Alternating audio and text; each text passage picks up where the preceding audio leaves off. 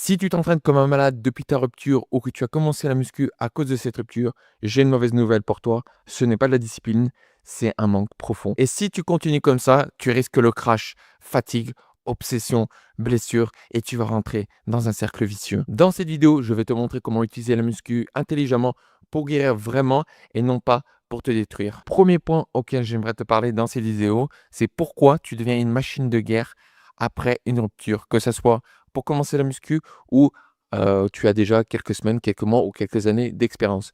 Mais pourquoi tu deviens vraiment une machine de guerre? Parce qu'en fait, tu as la rage, tu as la haine, on est d'accord? Surtout si c'est toi qui l'as subi, tu étais bien, tu as pas vu forcément les choses venir et tu es pas bien. Donc qu'est-ce que tu fais? Tu te raccroches à quelque chose de maîtrisable et la muscu, bah, ça dépend que de toi. C'est ton physique, c'est ta volonté, c'est ta capacité à t'entraîner, bien manger et cetera et c'est quelque chose que tu maîtrises et donc forcément tu veux pas le perdre.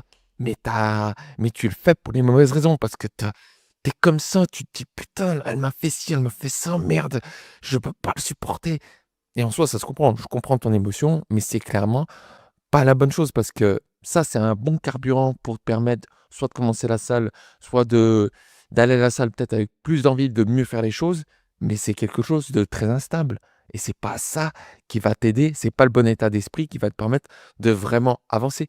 Ça peut te permettre de te mettre le pied à l'étrier comme on dit, mais c'est clairement pas la bonne approche. Mais en fait, tu te sers du sport comme une drogue.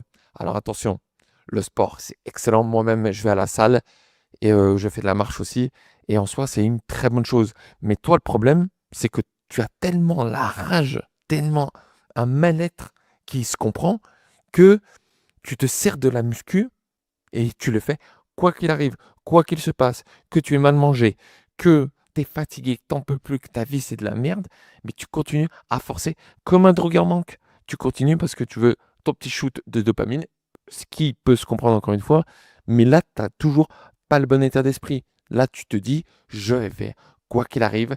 Tu te dis le piège en fait dans lequel tu rentres, c'est de croire que ce que tu fais encore une fois, c'est de la discipline, mais tu es pas bien. Tu es pas bien là actuellement. Si tu es comme ça, dans cet état d'esprit, tu n'es pas bien. Alors maintenant, je vais te parler des 6 signaux qui te détruisent au lieu de te reconstruire. Et le premier point, ça va être, tu augmentes le volume, la charge, alors que ton sommeil est éclaté au sol. Et tu peux me dire ce que tu veux. Si pendant plusieurs nuits d'affilée, tu dors 3, 4, 5 heures par nuit, c'est pas assez. Tu n'arrives pas à progresser en muscu et tu le sais aussi bien que moi, même si tu es plus jeune que moi, que tu as 20 ans, tu es dans la fleur de l'âge, oui, peut-être que une ou 2 nuits, ça peut aller, mais si tu accumules, accumules, accumules, tu ne progresses pas. Tu ne progresses pas parce que ton sommeil est nul, parce que tu rumines, t'es pas bien, mais ça ne sert à rien. Arrête d'augmenter le volume, arrête d'augmenter la charge si ton sommeil est éclaté. Tu ne vas pas progresser. Et même si, par miracle, tu progresses un peu, eh ben, tu vas avoir plus rapidement des petites douleurs. Et qu'est-ce qu'elles vont faire, ces petites douleurs, si tu fais rien, si tu dors pas bien? Elles vont s'accumuler, s'accumuler, s'accumuler, s'accumuler. Et tu vas rentrer encore plus dans ce cercle vicieux. Et cela engendre le second point. Tu vas à la salle même quand tu es rincé, même quand tu es blessé ou quand tu es malade. Mais tu le sais aussi bien que moi, ça ne sert à rien parce que tu as tellement un mal-être profond que tu veux le combler quoi qu'il arrive. Tu veux le combler quoi qu'il arrive, mais tu le sais aussi bien que moi, quand tu es blessé, quand tu es malade, quand tu pas bien, ça ne sert à rien. Peut-être que tu vas aller à ça pendant quelques semaines, tu n'auras pas de problème plus que ça, mais au bout d'un moment, ça va s'accumuler, le manque de sommeil, les blessures, le fait que tu sois malade, ça va s'accumuler et au bout d'un moment, ça peut même être bien pire que ce que tu avais à la base. Et ça, c'est un signe que ça va pas, que tu ne vas pas bien là. Et cela engendre encore le troisième point, tu rumines encore plus, même après ta séance. Tu doutes de toi, de plus en plus, tu te dis putain, j'arrive pas à progresser en charge, j'arrive pas à progresser en intensité, j'arrive pas à progresser en répétition, que sais-je, tu rumines, tu rumines, tu rumines encore plus, à chaque fois, à chaque fois, à chaque fois, parce que tu accumules de la fatigue, que ce soit musculaire et nerveuse, et forcément, ça va pas. Et ça va pas, encore une fois. Si tu rumines de plus en plus, c'est clairement un signe que la muscu ne te fait pas du bien. Au contraire, elle te fait te sentir encore plus mal. Et le quatrième point, tu cherches à compenser ton mal-être, que ce soit avec du scroll, que ce soit avec les jeux vidéo, que ce soit avec l'alcool, que ce soit avec la malbouffe, ce genre de choses. Parce que quand tu n'es pas bien, que tu n'arrives pas à extérioriser, que tu as un mal-être profond et qu'en plus tu ne progresses pas en muscu, qu'est-ce que tu vas faire naturellement? Bah, tu vas te tourner vers des choses qui te font sentir bien à l'instant T, comme ça peut être les drogues, l'alcool, les jeux vidéo, les réseaux sociaux, la malbouffe, et cetera. Mais à petite dose, pas de problème, à la limite, sauf la drogue, évidemment. Mais sinon, le reste, à petite dose, ça peut être très bien. Mais toi, vu que tu as un mal tellement profond que tu n'arrives pas forcément à combler avec la muscu, eh bien, tu t'enfermes dans un cercle vicieux de stimulants qui te font te sentir bien à l'instant T, mais qui, sur le moyen et long terme, bah, te détruisent à petit feu. Et tu le sais très bien, au fond. Et au final, ça rejoint le 5e point que je vais te parler dans cette vidéo. Tu scrolles encore plus, encore plus. Tu vois que ça te fait te sentir bien d'avoir ces petits shoots de dopamine. Et ben, tu te dis, ah bah, je me sens bien. Ah, je vais continuer. Ah, je vais continuer. Encore, encore, encore. Je vais manger encore plus de la merde. Je vais fumer encore plus. Je vais boire encore plus. Et tu le sais. Et c'est là que les emmerdes commencent. Tu rentres dans un cercle vicieux. Ça te fait te sentir bien à l'instant T. Mais au final, au fur et à mesure des semaines, des mois, eh ben, ça devient catastrophique. Et pour t'en sortir, ce sera encore plus pénible. Et au final, qu'est-ce que cela provoque? Surentraînement, stagnation, frustration. Tu compenses ton mal-être par un surentraînement. Tu veux t'entraîner encore plus. Non, non, parce que tu sécrètes des endorphines, tu vois, ces hormones qui te font sentir bien après une séance de sport, tu vois, ces hormones qui t'apaisent. Et au fond, c'est bien ces hormones, tu vois.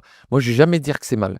C'est très bien. Mais toi, tu es en surentraînement. Tu fais plus de volume, encore plus d'intensité. Et au final, tu récupères moins bien. Et qu'est-ce qui se passe? Bah, tu stagnes. Ce qui est logique. Quand on fait trop, ton corps, il ne récupère pas assez bien.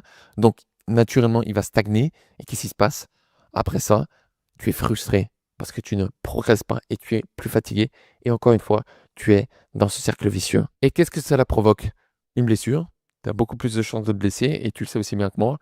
Donc, et tu peux t'arrêter même pendant plusieurs semaines, plusieurs mois, ce qui est possible. Si par exemple, tu t'es blessé au genou, à l'épaule, tu vois, qui sont des articulations fragiles, et ben forcément, tu vas devoir t'arrêter pendant plusieurs semaines, ça se trouve.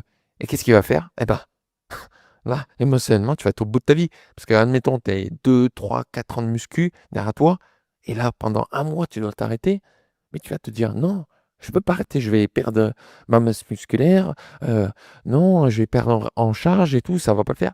Ce que je peux comprendre, moi, si j'étais dans ce cas-là, je me sentirais pas bien. Un mois sans m'entraîner? Non, je peux pas. Et déjà que tu es pas bien émotionnellement, ah, mais là, ça va te tuer, là, ça va t'achever. Donc, tu comprends bien l'importance de ne pas rentrer dans ce cercle vicieux. Alors, si tu es rentré dans ce cercle vicieux, moi, je vais te conseiller un truc très simple. Tu vas me faire 3 full body par semaine. 3 full body. Regarde, moi, j'ai 4 ans de muscu dans les pattes. 4 ans. Normalement, je devrais m'entraîner en split 4, 5, voire 6 fois par semaine. Mais clairement, c'est pas ce que je te conseille. Parce que depuis que je passe à 3 séances par semaine avec entre 5 et 10 séries par semaine par groupe musculaire, je te jure que ça change la vie. Si tu t'entraînes avec intensité, avec une bonne technique, une bonne amplitude, une charge qui est adaptée à ton niveau et surtout avec la putain d'intensité, je te jure que faire 3 full body par semaine, entre 5 et 10 séries par semaine, par groupe musculaire, ça change la vie. Parce que tu as beaucoup de gens qui se disent que le muscle met beaucoup de temps à récupérer, alors que le muscle en soi, il récupère assez vite.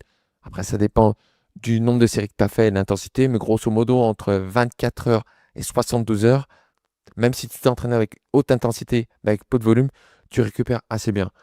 En revanche, ton système nerveux, lui, met beaucoup plus de temps à récupérer. Et c'est ça qui m'a fait perdre du temps. C'est pour ça que même moi, même si moi, c'est pas pour une rupture, mais c'est juste pour ma pratique personnelle, depuis que je fais moins de séries, mais que je m'entraîne toujours avec grosse intensité, eh ben, je sens que musculairement et même nerveusement, je me sens beaucoup mieux. Donc, s'il te plaît, ne fais pas trop de volume. Diminue le volume. Je te jure que ça va pas t'empêcher de progresser. Donc, s'il te plaît, diminue le volume. Répartis-le intelligemment sur tes 3 séances. Entraîne-toi toujours avec une bonne intensité. Et je te jure que si tu te sens mieux musculairement et nerveusement, ça va se répercuter sur ton mental et tu te sentiras d'autant mieux.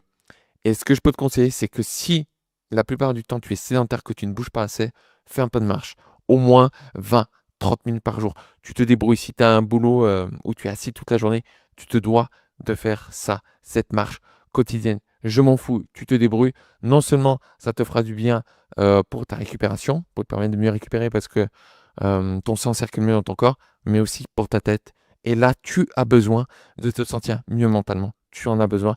Donc, s'il te plaît, combine cette pratique de la muscu à une marche régulière, tranquille, mais quotidienne. Alors maintenant, je vais te parler des 3 règles qui accélèrent fortement ta guérison. Et le premier point, on le sait, tout le monde le dit, tout le monde le ravage, et pourtant il est indispensable, le sommeil. Je m'en fiche que tu me dises j'ai ci, j'ai ça, tu te débrouilles. Le sommeil, c'est sous-coté. Et si tu dors 4-5 heures par nuit tout le temps, même si tu te sens bien, entre guillemets, dans ta journée, au final, tu ne les récupères pas assez parce que tu as sans doute perdu l'habitude de vraiment bien dormir sur plusieurs jours, voire plusieurs semaines d'affilée. Donc, il faut absolument, si tu veux progresser en muscu, le sommeil, c'est indispensable. Même dans ta vie de tous les jours, pour te sentir bien, pour pouvoir réfléchir ou même pour pouvoir maîtriser tes émotions. Parce que le manque de sommeil, tu es plus facilement irritable parce que tu as du mal à gérer tes émotions. Parce que ton corps, pour compenser, il va se focaliser, pour compenser le manque de sommeil, il va se focaliser sur ce qui est moins important pour lui. En l'occurrence, gérer tes émotions. C'est pour ça que quand tu dors mal et quand tu as mal dormi, en général, ou même sur une fois ou sur plusieurs fois, eh ben, tu es irritable, tu pas bien. Et c'est normal, parce que ton corps, enfin ton cerveau, ton corps de façon générale, eh ben, il ne supporte pas ça, il n'aime pas ça. Donc s'il te plaît, fais en sorte de bien dormir la nuit. Euh, évite de scroller avant de te coucher, ça ne sert à rien. Couche-toi à la même heure, prends une petite douche chaude, prends un truc apaisant avant de dormir. J'en sais rien, mais il faut que tu trouves vraiment. Là, je te saoule peut-être avec ça, mais il faut que tu fasses de ton sommeil ta putain de priorité absolue. Je te jure, ça va te changer la vie si tu fais cet effort-là. Et aussi, tu ne dois pas compenser ton manque par des stimulations. Comme je te l'ai dit en amont, ne compense pas ton manque, ton mal-être par autre chose. Abus d'alcool, fumer, malbouffe, jeux vidéo, scroll, même peut-être aller checker ce que fait ton ex si tu as vécu cette rupture. Tu le sais que ça à petite dose, ok, ça peut te permettre d'aller mieux, mais tu le sais aussi bien que moi, quand tu as un mal-être profond et qu'en plus tu sais pas le gérer, eh ben, tu vas dire oh juste une fois, oh juste une fois, oh juste une fois. Et tu le sais que c'est extrêmement difficile de s'en débarrasser.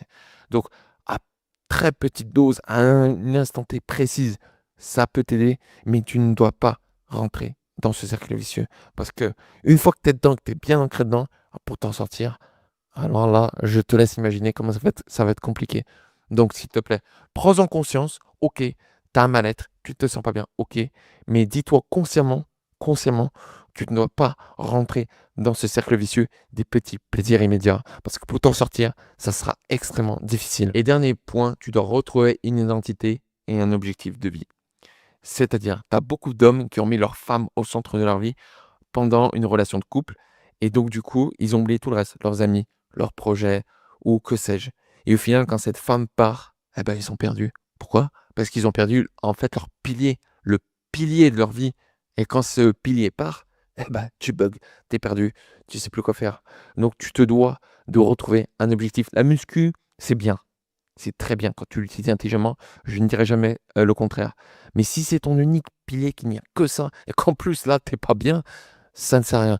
Donc retrouve-toi un objectif, que ce soit lancer un business, développer une compétence, trouver un boulot plus intéressant, voyager, apprendre une langue, que sais-je. Retrouve quelque chose qui te permet d'aller mieux. Parce que le fait de retrouver un objectif, ça va mettre ton focus ailleurs. Et tu as besoin de retrouver un focus ailleurs.